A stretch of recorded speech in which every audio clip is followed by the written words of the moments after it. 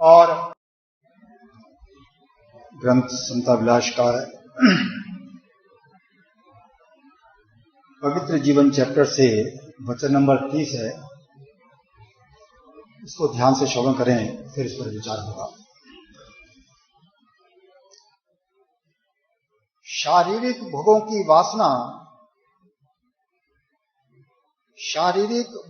वासना कभी पूर्ण नहीं हो सकती है। अगर अधिक से अधिक भोग प्राप्त कर भी लिए जाएं, तो बल्कि जितने भी अधिक भोग प्राप्त होते जाएंगे उतनी ही वासना बढ़ती जाएगी और शरीर नाश को प्राप्त होता जाएगा, मगर वासना का अंत न हो सकेगा। यही भयानक माया का चक्र है। उसको सत्विचार द्वारा समझ करके नित्य ही सत्परायण होने का यत्न करना ही वासना पूर्ति का साधन है और यह ही मार्ग केवल मानुषपन की सार है। हम जो सांसारिक जीवन व्यतीत करते हैं, हमारे जीने का जो साधारण तरीका है वो हम सब जानते हैं। जब से हमने होश संभाला है, हमको याद होगा जब हमारी 5 वर्ष की आयु रही होगी या 7 वर्ष की आयु रही होगी, तो उस समय हम क्या चाहते थे? जो हमने दूसरों को करते हुए देखा, उसमें से जो हमको अच्छा लगता था उसी को करने की कोशिश करते थे। बच्चे खेल रहे हैं, हमने देखा कि खेलने में मजा आता है, तो हमने भी माता पिता के आगे रोना पीटना शुरू कर दिया कि हम भी खेलेंगे। तो उस समय खेलने की जो मन के अंदर वासना उत्पन्न होती थी, उस वासना की पूर्ति में हमको सुख का अनुभव होता था। जबकि माता पिता कहते थे कि बेटा पढ़ लो, पढ़ाई के बिना जिंदगी खराब हो जाएगी। लेकिन हमको वो पढ़ाई अच्छी नहीं लगती थी। पढ़ते तो थे लेकिन अच्छी नहीं लगती थी। उसी प्रकार जब और बड़े हुए तो देखा देखी नई तरह की इच्छा पैदा हो गई। किसी को फैशन करने की इच्छा पैदा हो गई। दूसरों को देखता था ये बड़ा सुंदर लगता है, नए नए कपड़े पहन के, तो मेरे अंदर भी एक नई इच्छा जागृत हो गई कि मैं भी नए नए तरीके के कपड़े पहन। दूसरों को खाता देखकर खाने की तरह तरह की इच्छा पैदा हो गई। लोग कितनी तरह की चीजें एंजॉय करते हैं, मैं भी इस प्रकार खाने का एंजॉयमेंट करूं।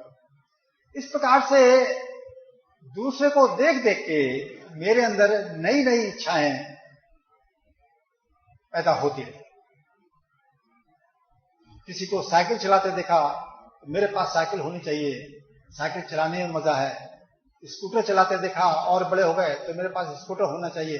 इस प्रकार से जैसे जैसे मेरी आयु बढ़ती गई, जैसे जैसे मेरी सामर्थ्य बढ़ती गई शरीर की, वैसे ही वैसे मेरी इच्छाओं के अंदर भी परिवर्तन निरंतर आता रहा। और आज यदि मैं देखूं कितनी लंबी आयु मेरी गुजर चुकी, इसी प्रकार की वासनाएं या इच्छाएं पैदा होते होते और उनको पूरी करते करते। तो सत्पुरुष कह रहे हैं कि शारीरिक भोगों की वासना कभी पूर्ण नहीं हो सकती है। अगर अधिक से अधिक भोग प्राप्त कर भी लिए जाएं, तो बल्कि जितने भी अधिक भोग प्राप्त होते जाएंगे उतनी ही वासना बढ़ती जाएगी और शरीर नाश को प्राप्त होता जाएगा, मगर वासना का अंत ना हो सकेगा। यही भयानक माया का चक्र है। तो ये भयानक माया का चक्र इसको क्यों कहा गया? क्योंकि हम एक सर्किल में घूम रहे हैं। माया क्या होती है? नाम रूप को माया कहते हैं। जैसे कि मेरी माया क्या है? जो सबसे मेरे नजदीक है, इस देह का माता पिता ने एक नाम रखा हुआ है। इस देह का एक स्वरूप है, एक रूप है। तो ये नाम रूप जो देह का है, इसके बंधन में, इसके मोह में मैं जीवन जी रहा हूं। इसके आगे मेरी कोई सोच है ही नहीं। लेकिन मेरे बारे में सत्य क्या है? मेरे बारे में सत्य है तो गीता में कहा गया कि वासांसी जीर्णानि यथा विहाय। जिस प्रकार मनुष्य पुराने वस्त्र त्याग कर नए धारण करता है, उसी प्रकार जीव ये पुरानी देह त्याग कर नई देह धारण करता है। तो आज मेरे पास ये देह है, इस देह के अनुसार मेरे अंदर इच्छाएं पैदा होती हैं, उसको मैं अपने पुरुषार्थ से पूरी करता हूं और इस प्रकार पूरी आयु मेरी बीत जाती है और इस देह का अंत निकट आ जाता है, अर्थात ये मर जाती है। लेकिन इस देह की मौत के साथ मेरी मौत होती नहीं है, क्योंकि संसारियों की नकल करके मैंने कभी ये सोचने की कोशिश ही नहीं करी कि मैं वास्तव में हूं कौन। हम यही समझते रहे कि इस देह के साथ सब कुछ खत्म हो जाता है। लेकिन इस देह के साथ सब कुछ खत्म नहीं होता। जो असली चीज है तेरे जीवन की, वो बच जाती है। तूने जो इस जन्म में, अर्थात इस देह के साथ रहकर तूने जो कर्म किए इस देह के द्वारा और जो फल भोगे, वो सारे के सारे उनके जो संस्कार हैं वो तेरे मन के अंदर सुरक्षित रहते हैं। और तूने जो कर्म किए उनका फल जो तूने नहीं भोगा, वो कर्म फल भी इस मन के अंदर ही सुरक्षित रहता है। और मैं इस मन रूपी पिटारे को अपने संग सुरक्षित रखता हूं और मैं ईश्वर के साथ सुरक्षित रहता हूं। इसीलिए अंत समय में कहा जाता है केवल ईश्वर ही इस जीव का सहायक होता है। और गाड़ी यहीं रुक नहीं जाती। जैसा मैंने मन तैयार किया था, जैसे मैंने संस्कार तैयार किए थे, जैसी मैंने वासना तैयार की थी, उसी वासना के अनुसार, उसी कर्म फल के अनुसार मेरी नई देह ईश्वर तैयार कर देता है। और उस नई देह में मैं ही और मेरा यही मन फिर कार्यरत हो जाता है। अर्थात मेरे मन के संस्कार के अनुसार इस नई देह के अंदर उसी प्रकार वासनाएं उत्पन्न होती हैं जिस प्रकार वर्तमान जन्म में मेरे अंदर वासनाएं उत्पन्न होती है। तो जिस प्रकार पूरा जन्म मैं नई नई वासनाएं तैयार करता रहा, उनकी पूर्ति के लिए पुरुषार्थ करता रहा, और मुझको पता है इस हालत में कभी मैं चैन का जीवन व्यतीत नहीं कर पाया। जिस प्रकार जब आपकी पढ़ाई लिखाई नहीं हुई थी, वो एक तरह का अबोध समय था आपके जीवन का, और कितना आप मानसिक क्लेश से गुजरते थे। अब इतना नहीं रोते हैं आप, लेकिन बचपन में बार बार रोते थे, छोटी छोटी बात पर रोते थे, क्योंकि समझ नहीं थी। जो चीज देखी उसकी इच्छा प्रकट हुई, उसके लिए रोने लगे। तो जो बालक का जीवन है वो कितना मानसिक क्लेश में गुजरता है, ये बालक की मन स्थिति में पहुंचकर पता लगता है। जबकि आज हम देखेंगे तो कहेंगे मैं भी यदि बालक होता तो किस मस्ती से जीता। मेरे ये तमन्ना रहती है यदि मैं बालक जैसा होता तो कितनी मस्ती से जीता, जिसको ना रोटी कमाने की फिक्र है, ना पढ़ाई की फिक्र है, ना किसी की भलाई बुराई की फिक्र है। अब तो मेरे पास सारी फिक्र है। लेकिन बालक यदि बेफिक्र होता तो इतना रोता क्यों? तो बालक का जो जीवन है वो मुझ आज की स्थिति से ज्यादा बेचैनी वाला है, ये मुझको पता नहीं है इस बात। उसके बाद जब बालक विद्यार्थी बनता है तो वो सारी दौड़ हमने पूरी की है। किसी ने 25 साल लगाए हैं विद्या अध्ययन में, किसी ने 20 साल खर्च किए हैं, किसी ने 18 किए। हर क्लास कितना बोझ लेकर आती है और पूरा साल कितना पुरुषार्थ करते हैं उस क्लास को पास करने के लिए, हम सबको पता है इस बात।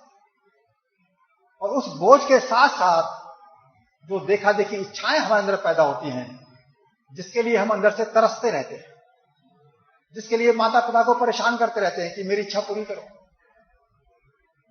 तो उधर पढ़ाई का बोझ, इधर इच्छाओं की तड़प, तो ये चैन की हालत है या बेचैनी की हालत है? तो जिंदगी के जो सबसे सुहावने दिन होते हैं वो 25 साल तक के होते हैं, सबसे सुहावने दिन जो हम कल्पना करते हैं। लेकिन वो 25 साल जिंदगी के सबसे ज्यादा बोझ के दिन होते हैं, क्योंकि उसी में पढ़ाई लिखाई करनी पड़ती है, उसी में ही सबसे ज्यादा वासनाएं मुझको तड़पाती हैं। फिर अगली पीढ़ी मेरी या अगली स्थिति मेरी आती है रोजगार की, शादी की, उसके लिए मैं तड़पता हूं।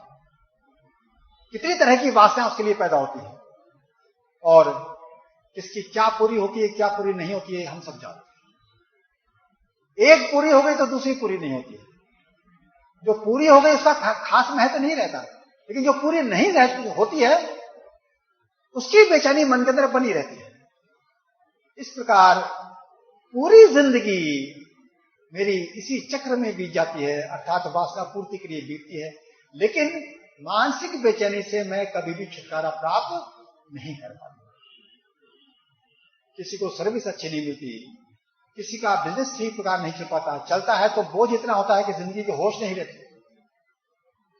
किसी का शरीर में कोई रोग पैदा हो जाता है, किसी की पत्नी ठीक नहीं मिलती, किसी को पति ठीक नहीं मिलता, किसी को माता पिता अच्छे नहीं मिलते, किसी को समाज अच्छा नहीं मिलता।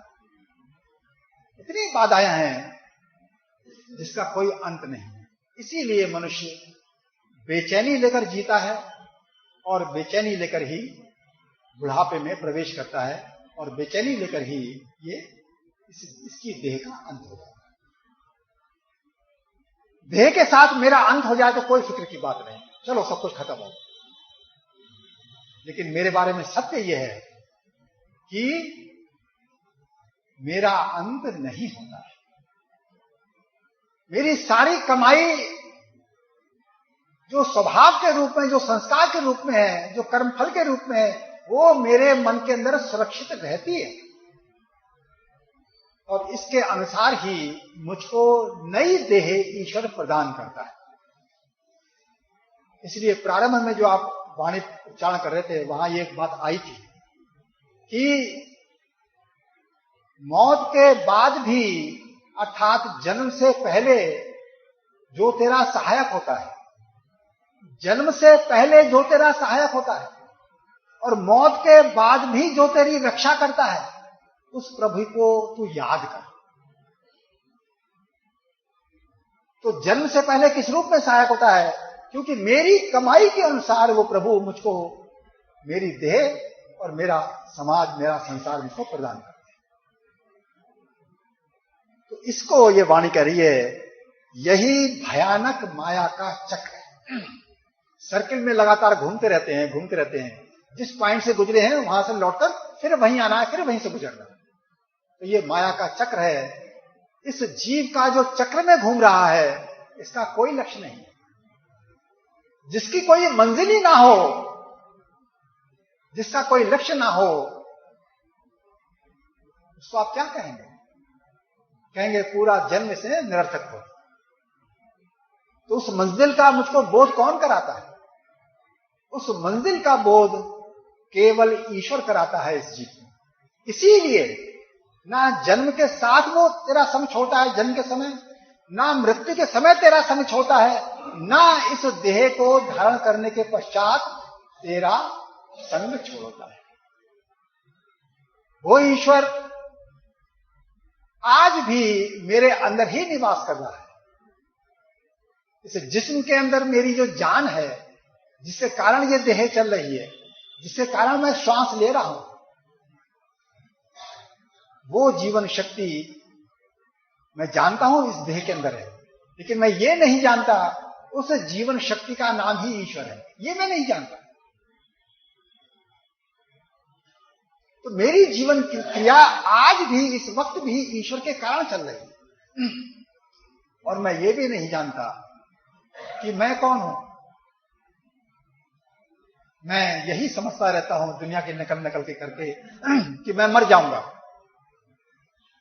लेकिन जब किसी गुरु का संग करता हूं, गुरु का मतलब ब्रह्म ऋषि, गद्दीधारी गुरु नहीं, जो ब्रह्म ऋषि है, जिसको हम अवतार कहते हैं, जिसको हम सदगुरु कहते हैं, उसका जब संग करता हूं या उसके शास्त्रों का जब संग करता हूं, तब मुझको अपने बारे में सही बोध होता है।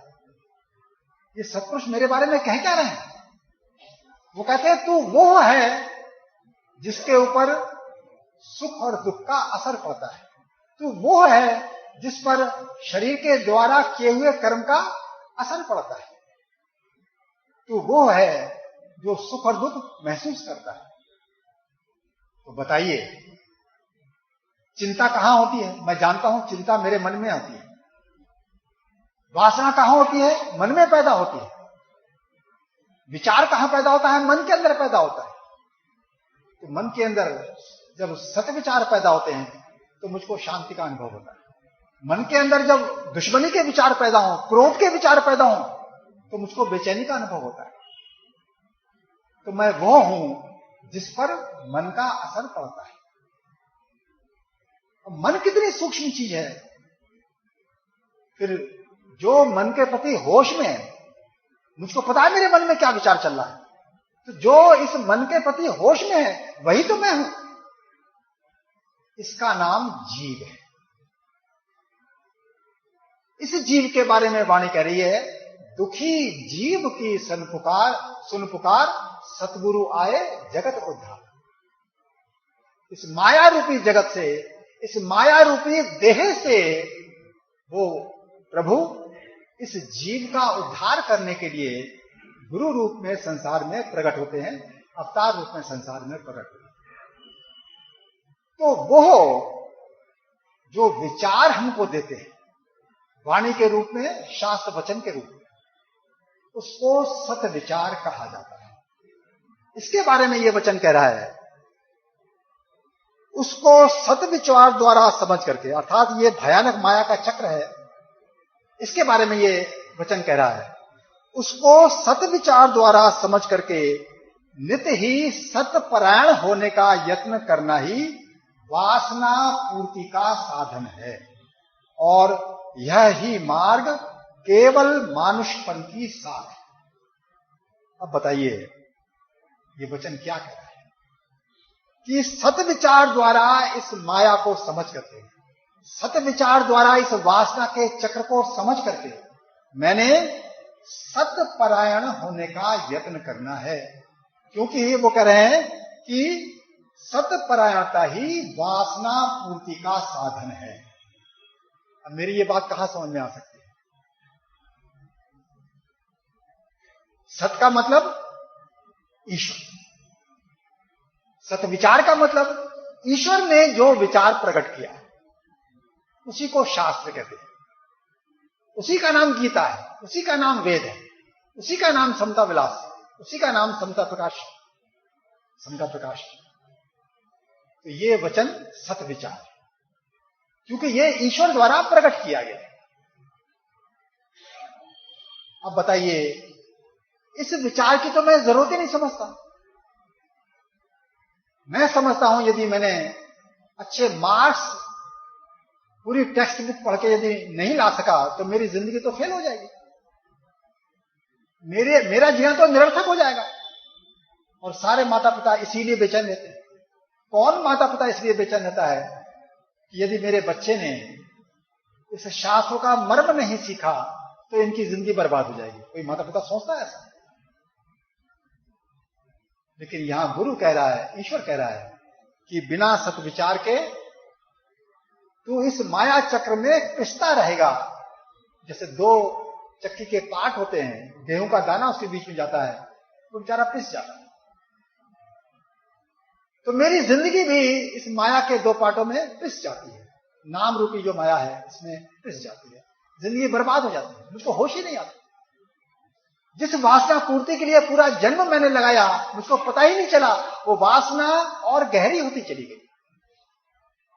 इसलिए जो सर्विस करता है वो जानता है अच्छी तरह से, जिस पोस्ट पर वो ज्वाइन करता है पूरी जिंदगी यही कोशिश करता है, मुझको हायर पोस्ट चाहिए, हायर पोस्ट चाहिए, हायर सैलरी चाहिए, हायर सैलरी चाहिए। उसकी सैलरी की वासना, पोस्ट की वासना निरंतर आयु के साथ बढ़ रही है। जो बिजनेस करता है, जब किसी को बिजनेस करता हुआ देखता था, कहता इस जैसे मेरी दुकान बन जाए तो मेरा काम चल जाएगा। लेकिन जब दुकान कर लेता है उसके बाद पूरी जिंदगी उसकी रेस चालू रहती है, अब ऐसी होनी चाहिए, अब ऐसी होनी चाहिए, अब ऐसी होनी चाहिए। तो विचार से पता लगता है, ये सत विचार से पता लगता है कि वासना मेरी बढ़ रही है। आज से 40 साल पहले मेरी क्या वासना थी, आज क्या वासना है? तूने अपना विकास किया है या पतन किया है? शास्त्र के अनुसार तूने अपना पतन किया है। जिसकी वासना बढ़ी है उसका पतन हुआ है। तो वासना बढ़ने का मतलब हुआ कि मनुष्य की मानसिक बेचैनी बढ़ी है।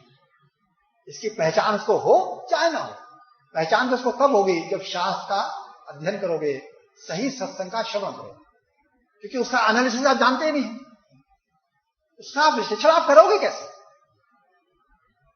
इस समय जो विश्लेषण आपके सामने रखा जा रहा है ये तो बड़ा साधारण सा विश्लेषण है, इसका तो बड़ा गहन चिंतन करना पड़ता है, तब हमारी बुद्धि इस निर्णय पर पहुंचती है कि जिसने सत विचार नहीं किया और जिसने जीवन में सतपरायणता धारण नहीं की, उसने अपनी जिंदगी बर्बाद की।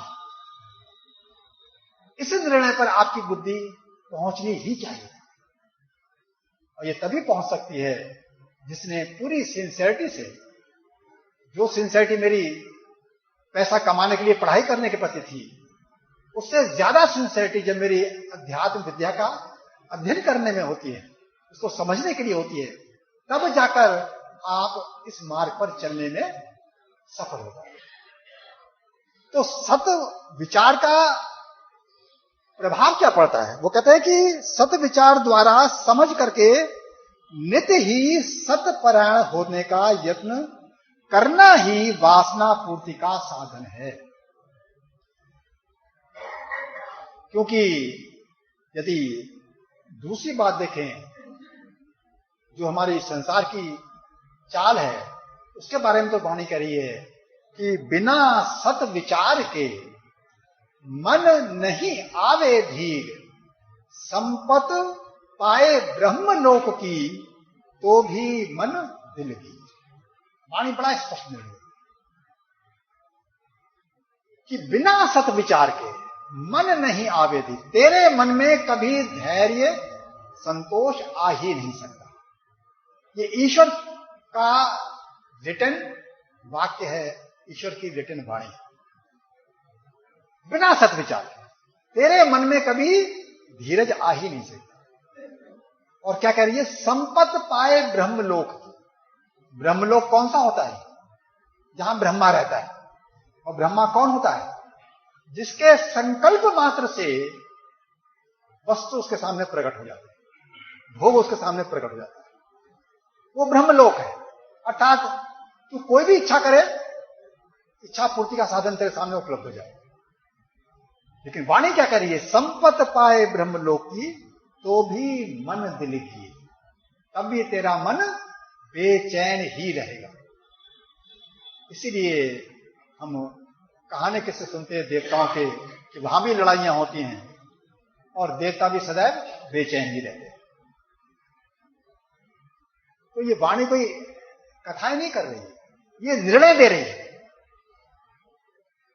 जब ब्रह्मलोक की संपत्ति भी मुझे मिल जाए, वो अवस्था भी मिल जाए, तब भी मन की बेचैनी मेरी खत्म नहीं हो सकती। इसका मतलब ये बात मुझको शास्त्र से सीख लेनी चाहिए, ये सत्विचार है।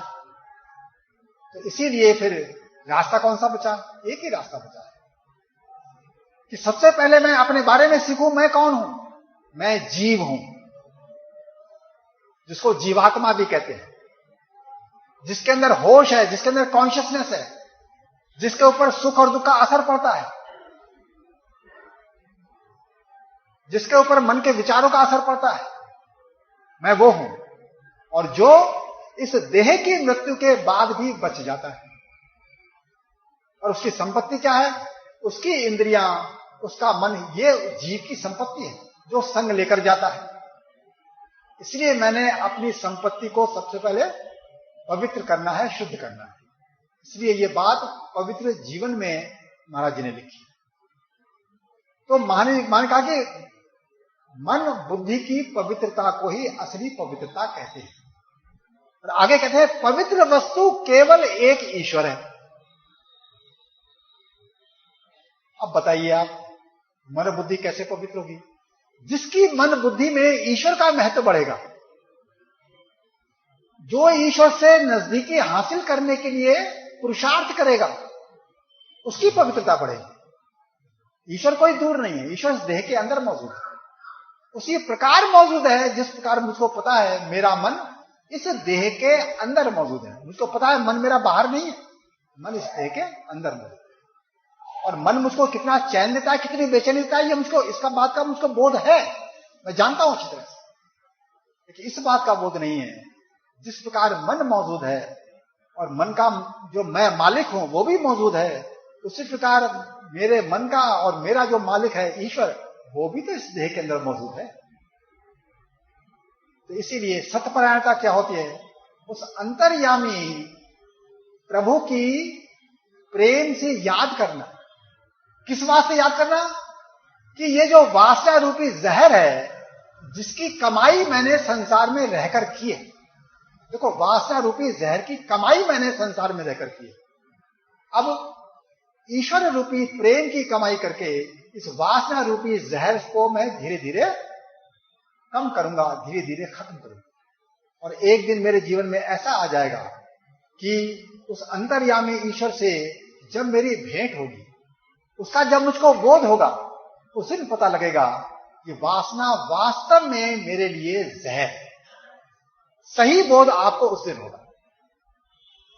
तब जाकर आप 24 घंटे उस प्रभु की याद में मस्त रहने की कोशिश करते हो, लीन रहने की कोशिश करते हो। तब जाकर आपके जीवन में एक दिन ऐसा आता है, ये वासना आपका परमानेंट संग छोड़ देती है और ईश्वर आपका परमानेंट संग पकड़ लेता है। उस स्थिति का नाम है मोक्ष। उस स्थिति की प्राप्ति के लिए ये मनुष्य जन्म हमको दिया गया है। ये मेरे मनुष्य जन्म का लक्ष्य। इस लक्ष्य को लेकर जो चलता है वो सही मानव जीवन व्यतीत करता है और सही प्रकार से संसार का उपभोग भी करता है और संसार में कर्म भी करता है। तब जाकर ये मानव देह, मानव जीवन सफल होता है और हम सही कर्म करके, सही पुरुषार्थ करके इस संसार से विदा होते हैं। ओम ब्रह्म।